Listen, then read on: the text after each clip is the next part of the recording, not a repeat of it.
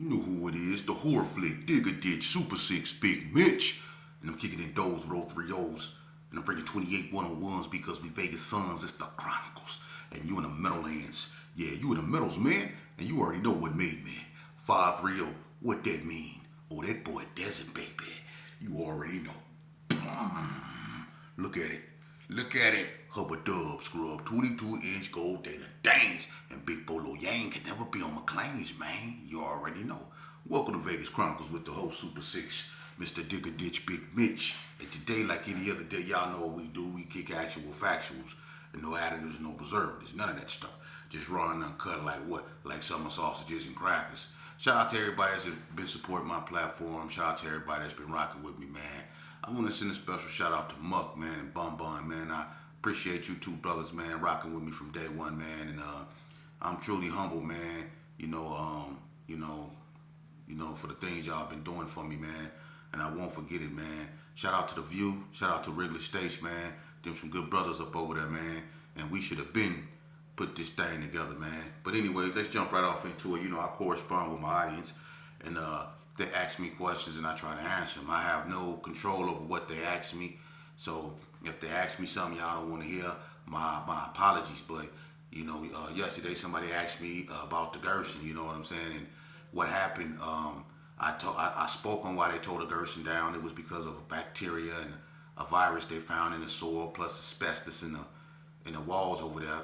And a lot of them people that, came down with diseases and stuff, they have lawsuits, if only they knew. But people wanted to know what happened after that when they scattered everybody. Was the Gerson still able to maintain, its, gang or whatever? Well, let me tell you something, man. The Gerson, when they tore down Herbert Gerson, man, honestly, the Gerson had morphed into so many different neighborhoods. They went into the Brownies. They was in Carry Arms, the little Carry Arms on 40 Block and Vegas Heights. It was Gersons everywhere. But I'm gonna be honest with you, when they tore the Gerson down and they really scattered everybody, people ended up in like the Little Roguish, the BGs, Gerson Street over there in West Coast, Marble Manor, which was gonna cause conflict because even though, the Bloods and the Gersons at one point in time, was real cool, moving a vast majority of another neighborhood into one neighborhood that was at one point in time also rivals. It was gonna have its issues, and it had its issues, but not to the point to where it was just all out, But they scattered everybody everywhere. But what brought everybody back together was the functions. When they had their functions, everybody from the Gersons, they came back together, which kept everybody in link and in sync with each other. So. As time went on, man, that was fractured. So just to get right to it, man, when they tore down the Gerson, man, the Gerson was already going through inner strife and stuff like that, which I'm not going to get into because I spoke on it, and plus some things just need to be left alone. But the Gerson was going through a lot of transitions, within itself. It was inner turmoil, it was outer turmoil. It was a bunch of things that was happening, man. And what happened is that they ended up breaking down into small pockets of groups that were scattered everywhere. And some groups ended up becoming other things, man, transitioning to cliques and stuff like that. Although the main form of it stayed together even to this day. The Gerson is gonna always be family. They gonna always be there. But when they tore it down, when they tore down Herbert Gerson Park apartments, that was like headquarters, and it was all bad after that. They tore down the little Carry Arms, the big Carry Arms. So, you had to find where you had to go, man. But as far as the Gerson, now as opposed to, way back when, it's nothing, no. It's barely hanging on. Everybody really barely hanging on because, it's just things have been outgrown and things have, unfortunately, withered away. Due to violence and stuff like that.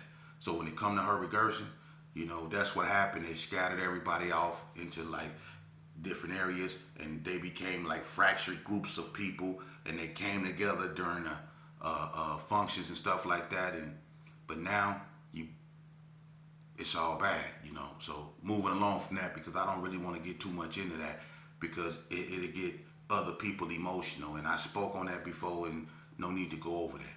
But I was also asked, who did the Gerson look at as their worst enemies? During my era, the Gerson looked at, I'm gonna be honest with you, during my era, the Gerson looked upon the West Coast Bloods as their worst enemies. You know, even though there was conflict with the Hood, there was conflict with the PBs, there was conflict with the Pirus, there was conflict with other neighborhoods like the Rolling 60s and so on and so forth. But the West Coast Bloods, you know, and I'm gonna be honest with you, the West Coast Bloods was the newer of the four major blood gangs, you know, and when they came out, they was the first neighborhood to really inflict damage on the Gerson, you know, and that happened with the passing of L. David. And like I say in my other videos, David was a beloved member, and it caused a lot of chaos. It really woke up banging in Vegas, because banging in Vegas when that happened was docile. But when the incident at the Conference Inn happened, it really put West Coast on the map. It really did, you know, and it also, you know, woke the Gerson up, because the Gerson was so used to having his way. They were outnumbering everybody, and the Gerson was aggressive, you know. And just like, you know, I'm gonna be honest with you, the Gerson, as far as gang wise, the Gerson was a bunch of bullies. You know, if you come over there, you're getting packed out. If they go out and they see you, they go get you. That's how the Gerson was, you know. And they take stuff from people. They like robbing people. You know, bread was jacking for days before people even knew how expensive them things was. The Gerson was on one. So, you know, just like any other bully, you know, you go run into something that ain't gonna go your way one day, and that's what happened. You know, the Gersons and the Coast got into it, you know, and the Gerson and you know, we took a loss, and you know, the Coast really was on the Gerson radar, you know. So I would say the West Coast Bloods was the Gerson really arch nemesis, and later on it became the Northtown Gangsters, and then the Rolling 60s. The incident with the Donna Street Crips, that was bad, but they were once allies. So when they got into it, you know, it was more sad than anything when the Gersons and the Donna Streets got into it. And a lot of dudes that was warring, they was doing it half-heartedly, because a lot of dudes had relatives like the Graves and so on and so forth. You know, it was a lot of dudes that had a lot of love for one another, that was from Donna and from Gerson, that didn't want to let what happened really tear everything apart, although you can't talk to everybody, you know. So it was certain ones that just avoided one another, and then you had certain Gersons and Donnas that still mess with one another. They wouldn't go let what took place tear their relationship apart, because you had some dudes that still cool to this day that was Gersons and Donnas that went through all that still maintain their relationships, because they was close at one point in time. So when that situation took place, it was more sad than anything. That's why I didn't say the Gerson never looked at Donna Street as a real enemy like that. They looked at the ABMs more of an enemy than the Donna Streets did, even when they was into it, because they never got along with the ABMs.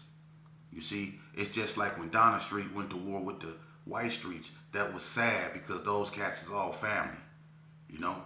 But that's the thing, you know, we as a people, we so used to going to war with our own family. That's what, you know, we seem to cling to and candor and pander to, you know, self-infliction, internal strife and stuff like that. And that's what tore the gangs apart, you know. It's been a lot of gangs that got hit hard, like the 50s. The Rolling 50s took a lot of loss when it comes to gang violence. They took a lot of loss. The Gersons probably took more loss than anyone, and that's because they're so big, you know. But a lot of people that lost a lot of friends, childhood friends, to this gang violence, man. And it needs to be spoken about. When I come into contact with guys of my era that's lucky enough to still be here, like Boo Loco, Bun Bun, all them, you know, so on and so forth, Slick P, Ricky Briggins, I even chop it up every now and then. I ain't spoke to him in a while, but Earn, you know. And we done been through so much, man, and it ain't that many of us here, man. And that's the first thing that we noticed when we got here, is who ain't here. You know, things is not the same. People from our era, it's like dinosaurs, man. You know, the influence that we once yielded in these streets is all but gone. It's minute. It's out of here. We don't wield no type of influence. So I have a cold job to do, and I'm doing it seem like by myself when I'm getting at these youngsters and I'm trying to tell them why it's best that they listen to their parents, why it's best that they try to seek spirituality. Ain't nothing wrong with going to church. You don't have to go to a church just to go to a funeral, man. It seems like that's the only reason why we go to church too is to attend a funeral. Why not go to church on your own terms? Just wake up one day and just go up in the house of God, man. You know? Don't go out with your homeboys that, you know. And then I don't understand how, and I'm going to tell you something. And this is what we up against.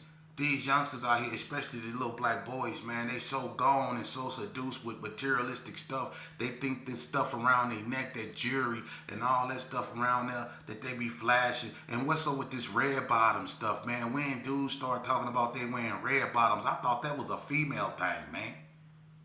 Y'all wearing red bottoms now, y'all bragging about it and stuff. What is that, man? You see what I'm saying? And I don't get it, man. And you know what's sad about it is that they so deep gone under this spell. You can tell that what's happening to our youth, what's happening to our culture, what's happening to us as a people was done intentionally, man. It's a hidden hand behind all this, man. Our youth has been feminized right in our face, and the women has been masculized in our face. The women has become so masculine. For real. Women are calling themselves stallions, male horses. Come on, man. And look at the dudes around here. They paint their fingernails now. And they questioning their sexuality. And these dudes ain't gang banging no more, man. Y'all, let me explain something to you, man. That a lot of y'all know I'm not lying. Y'all know when these youngsters be getting into it, and I ain't saying all of them, but a lot of them. You know why I know? Because in the penitentiary, you'll be amazed at who come up in there and turn out to be Shanae. And y'all know what I'm talking about, man. For real. But anyway, a lot of these cats out here that's feuding with one another, y'all think they be banging, or they just bad, or he from over here, or he from over there. A lot of times, and y'all hear me out when I say this, trust me. A lot of times, what y'all don't know is when these cats be going back and forth, and y'all be like, what's the problem? Why is these dudes into it? What could they possibly hate about one another so much? Y'all be thinking that these dudes really despise one another, when in fact these cats be having domestics. Yeah. Imagine two gangsters in love with and having a domestic. That's a lot of times what this be, and y'all don't even realize that. They be texting each other. I seen you with that ninja. I seen you with that ninja. It's on sight. On everything. On my soul. It's on. They texting each other all that. And you think it's real live gang banging, but these cats on some other stuff. And these females know I'm not lying. These cats being domestics, be blowing on each other in the streets. And they be domestics. That's what's going on now, man. That's how perverted everything has become, man. I'm serious, man, and it's a hidden hand. I be talking about that all the time. And parents can't understand why it's so hard to get through to their children. Why they got to really lock their doors when they lay down and go to sleep at night in their room, because they can't trust their own child, because they don't know what this cat'll do. Because children are actually fighting their parents back. They actually unaliving their parents. And you can go into the book of Revelations and read where it say that. You don't have to be a religious person, but that was spoke upon a long time ago that this will be happening. For real, man. Our youth is gone, man. Our youth is gone, man. They walking around here, the man is built like the woman and the woman is built like the man. The man is dressing like the woman and the woman is, come on, man. And the man is acting like the woman and the woman is forced to act like a man because the man won't let her be a woman. He won't let her be a woman. He get offended when she show her femininity. I don't know what's wrong with these youth, man. And when I was growing up, you had people like Felicia Day. You had people like Tanya Washington, Girl Bug, Dana Dane, for sure. Romanetta, Big Vanna, Mary Jane, Lisa Lips, Lisa and Leslie. You had Leslie and Keyshawn and them. You had Lisa down there on Donna and them. C-Wack, K-Rock on Donna, T-Wack them on Donna, Goldie on Donna. You had Baby Blue them from 6-0s, the Slack Sisters, all them. Brianna and Ayana from 6-0s up over there. You had Lil Rab, you had Desiree, you had all them, you had Big Coletta, you had all them up over there at PB Turf, man. You had a bunch of females. But one thing we didn't do is we didn't beat our females like that. And some of them fought just as hard as us, but we didn't target our females. We got into it with them every now and then. Sure, it was some dudes that did some stuff they probably shouldn't have did. But just go hard on females the way they go hard on females now. Y'all jump females. The only female that you had to jump back in the days was Tanya Washington, Bridget Mingo, and Dana Dane. You had to jump them for many reasons.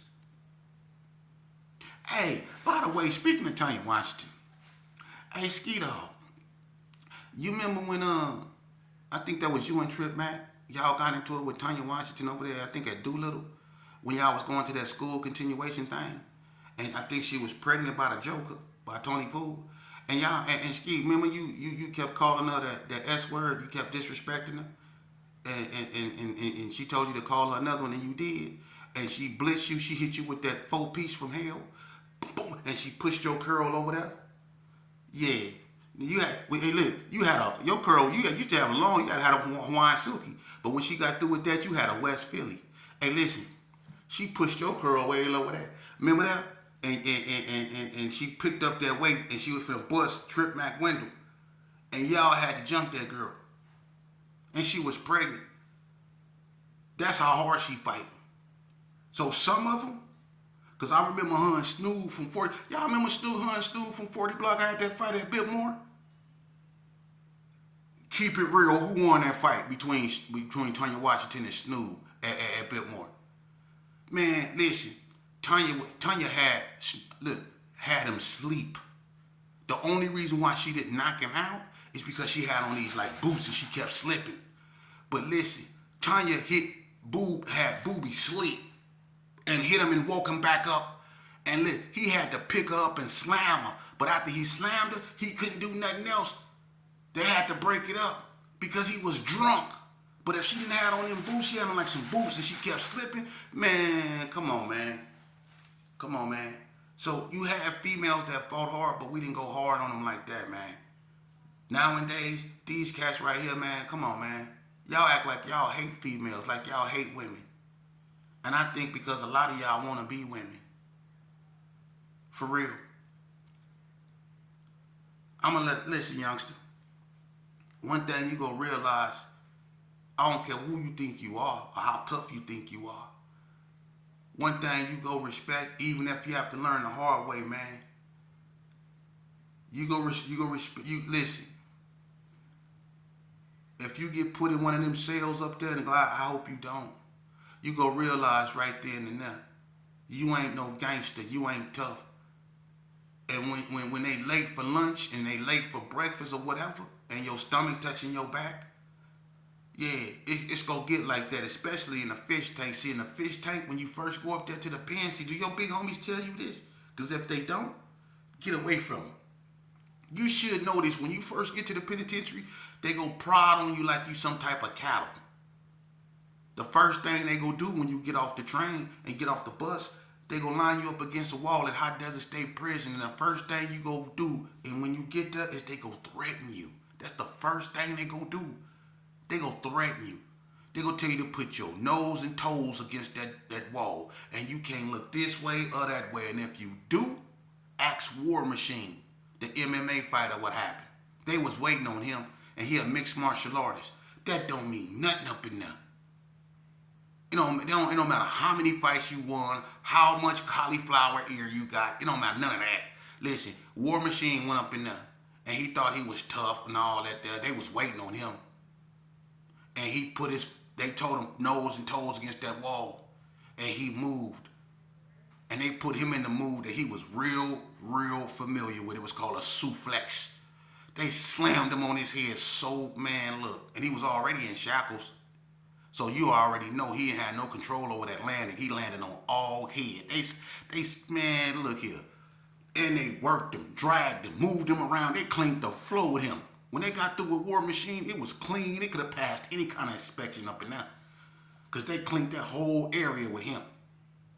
And that's what they gonna do with you if you go behind them walls. See, you ain't as tough as you think, because when they tell you to they gonna whisper it in your ear, put your nose and toes against that wall and don't move. And they gonna be standing behind you waiting on one of y'all to move. You see? And you go do that, tough guy. You gonna put your nose and toes against that wall, and you gonna keep them there. You gonna smell concrete until they tell you not to smell concrete. I'm keeping it real with you, man. It ain't gonna be about where you from, or how hard you is, or how many bodies you got. It's gonna be about following instructions, and you go follow them. Like when they put you in that holding cell and you got to sit down, especially when they come in there. When they come in the holding cell, when you first get to the joint, they put you up in there before they make you cut your hair, your beard, all that stuff with the same clippers. Yeah. They make you cut. This is crazy. Then they put pink stuff, make you get in the shower and stand there with pink stuff on you. You got to let it sit. You like cattle, man. And when they come in the room, you got to sit down. And the police will tell you straight up, if you get up when they come in their room, they go kick you in your face. And they have done that before. They go disrespect you, youngster. See, you gonna realize right then and there you ain't tough. And if you do something to one of them, it don't matter how big you are or what you think you know, they go hide you, homie. And they gonna take turns coming up in there, man, doing a river dance on your ass. I'm just keeping it 100 with you, man. I fought every goon squad in the state of Nevada. And my best one, I probably put up a 7-second fight before they had me in there. Okay, sir, I'll be good. Okay, my arm done been like, yeah, even me. And I was on high chest. I was hitting 4-something, squatting 600 pounds, 22.5-inch arms. And they had me up in there. Okay, yeah. See, we do all that barking. And when they get a hold of us, we be, yeah. And that's what you gonna do too, youngster. You don't have to be tough. Be smart. You'll live longer. Go to school, man.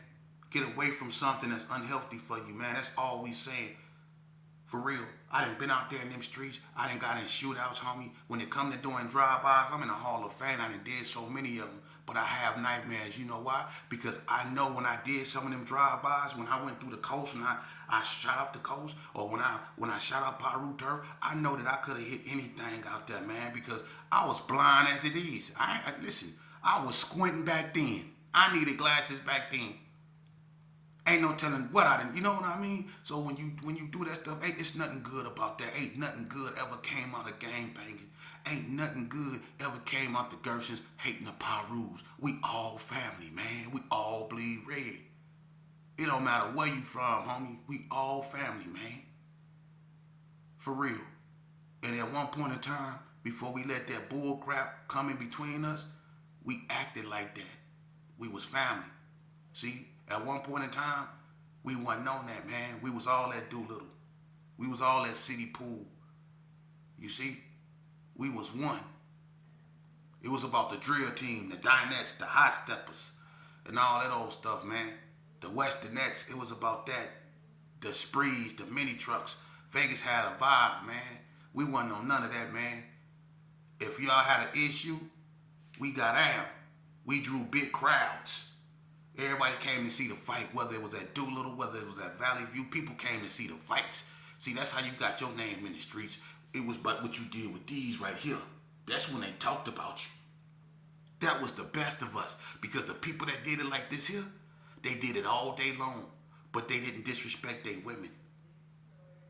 They didn't. They helped their mama carry in their groceries. They didn't lay on the couch when their mama come home. They got up, they moved around, they helped their mama cleaned up. You couldn't say nothing crazy to their mama. The daddy couldn't say nothing crazy to the mama. The son go get in it. Now the daddy and the son have jumped the mama. Come on, man. When we go wake up, man, and realize that we so powerful when we unified. That's why they hell bent on keeping us divided. When we go realize that, huh? Why do we need to walk around with a weapon to feel like a man? You produce testosterone. Why do you need a weapon to make you feel like a man? Why do you need to have bodies to be validated? Why do you have to be tough to be known? See, that has corrupted our culture. You see? And we despise our own women. Without them, there is no us. You know? The biggest blessing God ever gave us was the black woman. Think about it. We come from the projects, a bunch of us. We ain't have nothing, but mama made miracles, didn't she? She made miracles, didn't she? I ain't talking about all of them, but the ones that was blessed to have their mothers in their lives. The struggle, it was worth it because mama made miracles. You seen real magic. You seen a house that didn't have nothing, but somehow when you woke up in the morning, you had something to eat. You know your mama didn't have no money, but somehow you had clothes to wear to school. You see, we forgot that, what she sacrificed for us to be comfortable. You see? That's crazy. And even when we go in the penitentiary, let me tell you something. When I went to the penitentiary, I got 20 birthday cards, and they all came from my mama.